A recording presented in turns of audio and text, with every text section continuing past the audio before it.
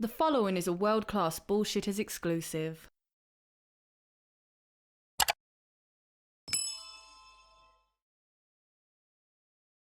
The Marvel Universe has a lot of characters. Over 8,000. Of that number, many have become fan favorites. When a character grows in popularity, it's because of two reasons. One, the character resonates with an audience, or B, those in charge really want you to like them, so they spam them everywhere. It's easy to tell the popular characters from the forced characters. Let's use an obvious one, Spider-Man. Everybody likes Spider-Man. He's Marvel's most beloved character by a country mile. No one comes close in terms of popularity, marketability, and relatability. He's the top. Then there are characters like Asbestos Lady, Dr. Bong, Pastepot Pete, and more. They're lesser known and lesser in every way except one. Every one of these characters is someone's favorite.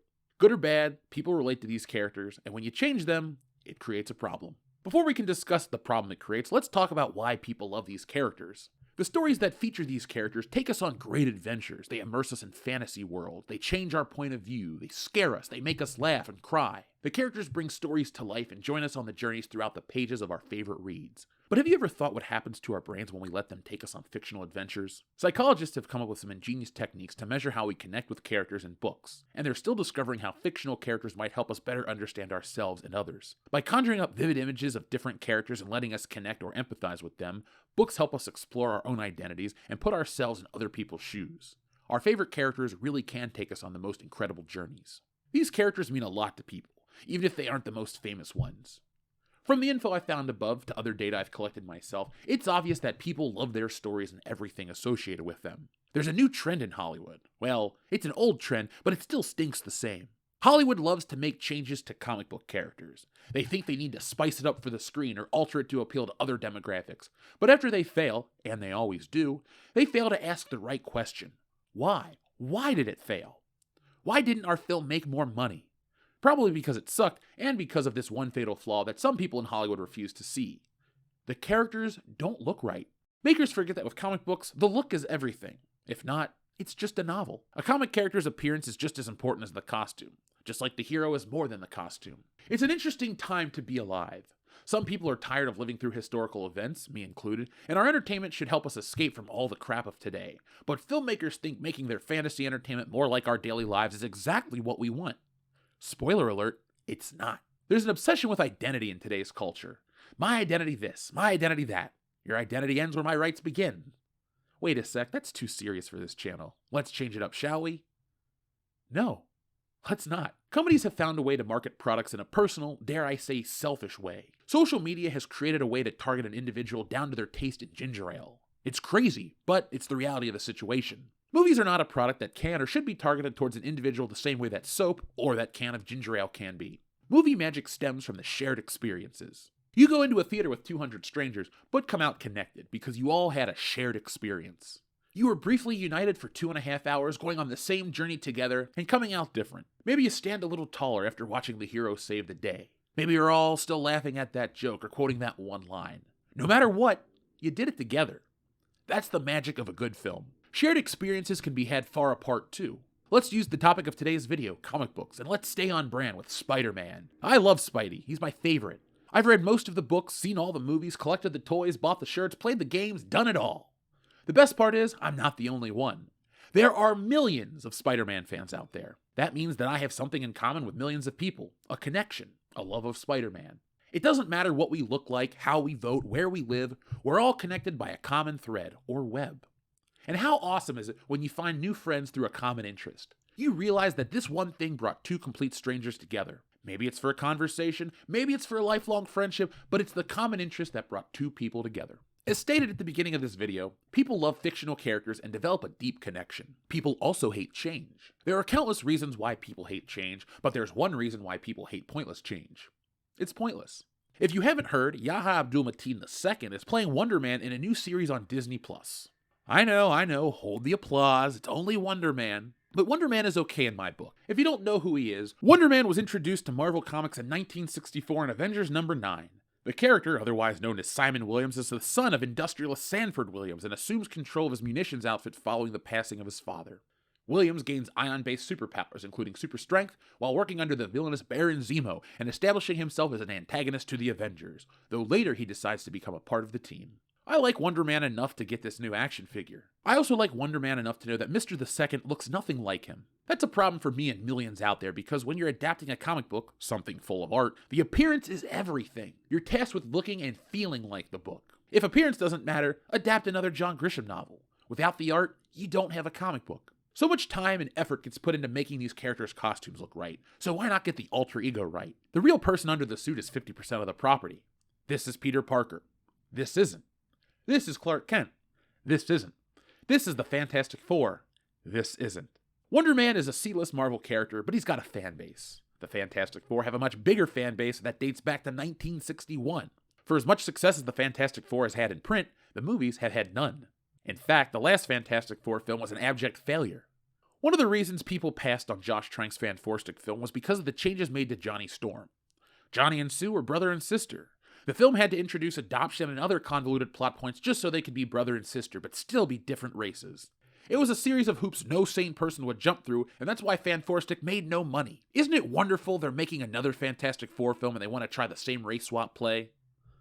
New Reed Richards actor theory is better than John Krasinski's return.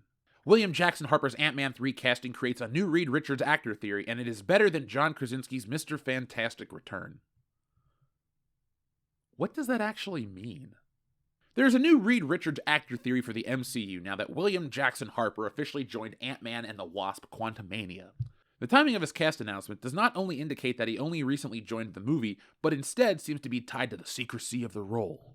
The former, The Good Place star, has become a popular suggestion to play the MCU's Mr. Fantastic, so this fan casting has only picked up more steam now. If the speculation about William Jackson Harper playing Reed Richards in Ant-Man 3 is correct, this theory would be a brilliant twist by Marvel and arguably even better than Krasinski's return. Again, how do they know this? Are they from the future? Even though John Krasinski was the top choice to play Reed Richards in the MCU for years, the popularity of the suggestion in his Doctor Strange 2 cameo made it a bit more controversial. Some took issue with how weak his Mr. Fantastic was fighting Scarlet Witch, while others lamented the decision of one of Marvel's most intelligent characters. These have more to do with the writing than Krasinski's performance, but has still been difficult not to see him as Jim Halpert. The glimpse of what John Krasinski's Mr. Fantastic could really be was fun, but it also highlighted a few potential issues if Marvel made him the MCU's main Reed Richards. Ant-Man 3 casting William Jackson Harper as Mr. Fantastic could solve many of these issues. Those who have seen The Good Place know that Harper can believably play the smartest guy in the room. Chidi might be a bit more panicked and awkward than Reed, in every single way. That's my addition. But Harper's ability to mix humor with the dramatic works very well for the MCU's Mr. Fantastic. You haven't seen this shit, so shut up. It can also help that William Jackson Harper is not quite as famous as John Krasinski, as the MCU audiences might be able to view him as Reed Richards instead of another role more easily. So hold on a second. You're telling me that because an actor that is less famous would be more easily digestible as Reed Richards even though he looks nothing like that? You know what we're going to do? We're going to make another Harley Quinn movie. But you know what we're going to do? We're going to cast a can of ham. And we're going to see if anybody notices the difference. Because less people know that can of ham than Margot Robbie. You'll forget which is Harley Quinn and which is Margot Robbie because you have a can of ham playing the fucking role. What bullshit. The idea that Mr. Fantastic could appear in Ant-Man and the Wasp: Quantumania might seem far-fetched to some. Audiences have already been burned by Reed Richards' speculation with WandaVision. Since Marvel introduced a variant of him with John Krasinski, the door could now be open for Ant-Man 3 to use Mr. Fantastic. The movie could deliver one of Marvel's oldest theories and even reveal that Reed Richards and the Fantastic Four have been trapped in the quantum realm. This would explain why they have not appeared in the MCU before and further combine the quantum realm and the negative zone. This seems like a stretch further than Reed himself could fucking take. If William Jackson Harper's Ant-Man 3 casting is not for Reed Richards, then there are plenty of other possible Marvel characters for him to play. Based on how much of Ant-Man 3 looks like it takes place in the quantum realm, it's most likely that he will play someone else who lives there. The Ant-Man 3 trailer showed that the quantum realm is filled with plenty of life, including a possible resistance team to Kang. William Jackson Harper could play the team's leader, giving him an important role in helping Ant-Man and others fight against Kang, or Ant-Man 3's real villain. What a terrible series of talking points. The writer should feel stupid for posting this, and their editor, an asshole. Stupid articles like this, with arguments so wafer thin you'll believe they're made out of air, is how we get to Giancarlo Esposito as Professor X, or Kiki Palmer as Rogue. Producers see articles like this on the internet, get some encouragement from the echo chamber that is Twitter, and move forward. If you fight back, racism.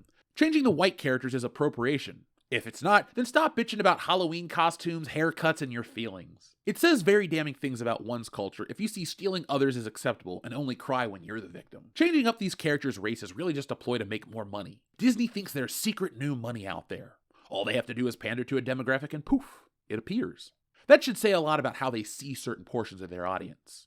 What they forget, always, is that their fan base for these properties isn't exclusively white men, and it never has been. James Bond's audience isn't exclusively white, nor is the audience for anything. Go to a concert, watch a movie, do anything that has a fandom associated with it, and you'll see the audience is not all white. I go to Universal Studios quite regularly, and I see people dressed up as Harry Potter in those dumbass robes. You know what else I see, besides $200 in merch getting dragged on the ground? I see people from all over the world, young and old, every color, every orientation wearing that shit. Yet, Harry Potter and his two pals are as white as they can be, and one's a ginger, so he's extra white. A double. People dress up as those characters even though all the characters are white. In Lord of the Rings, they're all white too, and it made billions of dollars. It's not like black people weren't allowed into movie theaters in 2002. Marvel and movie studios act like their films are a cultural achievement and help society flourish, but they don't. They're films, and this crap kills the shared experience because it focuses on race, and well, not everyone's the same race. These films, these stories, these take away from everyone, non-white people too. They benefit no one. The X-Men is one of the most beloved superhero teams of all time, maybe the most beloved superhero team ever.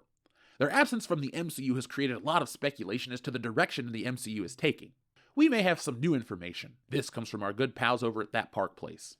Disney has one of the most beloved franchises in the world coming to the MCU very soon. Already, however, they're going in a familiar, controversial direction. Developing the merchandise around movies and shows is a massive group of industries. It involves games, toys, clothing, and more. As a company prepares to release a multi-million-dollar entry in a franchise, years of work already happened behind the scenes. Focus groups are assembled, researchers pour over analytics, design docs and NDAs are passed around with executive partner companies as they prepare the 12-month job of secondary and tertiary markets surrounding the entertainment release. Most of the time, the non-disclosure agreements work, but we have been blessed at That Park Place to make connections with toy industry insiders at a major partner company of the Walt Disney Company. Today, we're finding out with an unsurprising path forward for X-Men, the property we're told is the next big thing for Marvel. According to an insider in his connections with international market contacts, Disney's Marvel Entertainment is hard at work with their partners developing a future of X-Men. Action figures, assorted toys, t-shirts, coffee mugs, you name it. It's time for a new X-Men brand under the MCU umbrella, even though for now the X-Men name remains. While we've already heard that Marvel is testing the vices that some of these characters will retain, smoking, womanizing, etc., we're now getting the latest rumor leak that Disney wants to race swap various X-Men. In effect, they want to reduce the number of Caucasian characters. Here's verbatim the messages sent to us from our toy expert, whose identity we have confirmed and corroborated, but who will remain anonymous for this site to protect their career. 1. Right now, a big question is how much race swapping to include. Thinking apparently that the race swaps will be more acceptable if the incoming actor is a bigger name, with thinking that the more marquees in the name, the harder it is for fans to object or criticize it. 2. Quick note on higher price talent and budgets. Disney is looking at reining in budgets somewhat, at minimum setting caps. The problem is that as projected actors' salaries are planned to increase, there would be less left in total budgets for production. Remember, that part of the winning formula per Disney going forward is cameos. Those add salary pressure, even if included in an actor's contract. Included means the pay is already built in. Also, actors' salaries are not subject to the various production subsidies that various states offer, as well as financing plays for different accounting posts. Also, special effects needs dollar boost, so there's also pressure on total budgets. Still, Disney knows they have to get a handle on budgets in order to help facilitate non-event movies hitting their theatrical profit lines. 3. Select Fox Avengers will be included as bait and as jobbers for new Disney X-Men. You know how many fans continually are calling out Disney for pulling bait and switches all over the place? Well, apparently that's set to continue with a strong faction at Marvel calling for better bait. Apparently, that's part of their oh-so-genius solution. The Fox actors are considered top-notch bait. At first glance, this better bait, when it rolls out, will likely be falsely interpreted by some fans as Disney listening to the fans. It's not. It's a cynical money play, which also has a component to shut up those manufacturing licensed products. 4. Continuing with the cynicism. The baiting with characters/actor stunts aims to sell the characters which are Disney's real interest. In pro wrestling, it's called jobbing, when an established big name who pops with fans is used to put over, sell, or at least make a more palatable new character the wrestling promotion also wants to push. Watch for this to get even more glaring going forward. Now, if I can just take a quick second, that is not what jobbing is, but I digress. I've only been watching wrestling for 25 years. 5. How to Play Alphabet is also being mapped out for Xmen, which as at least of 2 weeks ago is still being referred to as Xmen. 6. They are working hard at trying to find a palatable to them balance between the minimum property authenticity to ensure commercial success and their main focus of being reflective of not only today's society, but of the society of tomorrow. One mid-level Marvel creative referred to this as unfortunate because that means having more white men be more present than we want. Can't believe people think like this. 7. I haven't heard of any gender swaps, though that doesn't mean they aren't thinking of it. 8. Yes, the above is the second and third removed source at Disney, but 3 of them have said that one of the main objectives is to continue to move on, to transit from white men, even if it means leaving money on the table. I thought you'd want to hear it. They know that, unfortunately, white men are the money in the whole revenue stream chain, which includes multiple viewings, more merchandise at higher price points, secondary media spends, etc. We want to give the minimum possible needed to get the most we can out of them. We'll have to throw them a couple of bones. 9. The parks, the boats, and football pay the bills. Well, it looks like I'm going to skip a lot of X-Men. X-Men already has diversity in it, and most of the characters are beloved, so why not just pick those characters?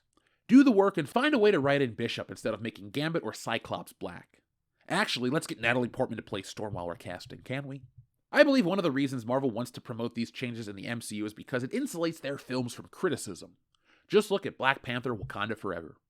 The earlier reviews are out and people are praising it like it's the second coming. If you're not on board, you're labeled as a hater and a racist. They now have a way to instantly shut up your criticism by labeling you as a certain type of person, and those types of people, their opinions don't matter. It's ugly, but it's true. I don't like it, but folks, it's the Marvel way. So what do you think about all of this? I'm not a fan, but you know what? We're here to talk about today's 3 questions. 1. Who's your favorite X-Men character? 2. Who's your favorite Marvel character? 3. Have you seen him race swapped? And if so, how does it feel? Luckily, Spider-Man hasn't been changed too much, but there is that damn Miles Morales Spider-Man that they keep pushing, and I'm not a fan. I gave it a shot, I didn't like it. What's the point? You changed his race, but you do the same stories as Peter Parker? It's kind of messed up, right? Oh, my identity, my identity. What is your identity? To do the same thing white characters did before? Kind of damning, but kind of silly. That's what you put on the page. That's what you want to focus on. So when the audience calls you on your bullshit and is confused that the paradox is created by your crap, well, you're to blame, not us. Learn the facts, Disney. But folks, I'm going to get out of here. The takeaway from this is authenticity to the property is everything. Everybody cares about these properties in the first place or else there wouldn't be money in them, so do them right. Look at the 2017 Power Rangers movie. That shit looked wrong. They looked like Iron Man ripoffs, the Zords looked like shit, Goldar was made of sand, and the movie flopped. Was it a terribly written movie? No. Did it have interesting moments? Kind of, but it looked like absolute dog shit. It didn't look like the Power Rangers. It looked like Iron Man, it looked like everything else it was trying to be, and it lost the authenticity, the identity, and the soul of the Power Rangers. And you know what? No one went and saw that movie. That's what happens when you change these things up. People want the characters, people want the stories, people want the events. That's why they're there to see them. Don't try to subvert their expectations and don't try to give them something that's not on brand. You don't get to change it. We don't get to change it. It is what it is. It's how it is, and we love it the way it is. So leave it be and don't fuck it up. So folks, I'm going to get out of here. If you enjoyed this video, check out all of our content, subscribe to this channel, and join us on Patreon. $1 a month helps, but $5, which is like 17 cents a day, goes even further. We didn't raise our prices here at WCBS for inflation. Our shirts are the same price, our books are the same price, and our Patreon is the same price. We wanted to give you more for your money. So click on one of the links below, back this channel, support the channel, and get more for your dollar here than anywhere else. Thank you for watching. Be smart, be safe, be cool, but always be excellent to each other.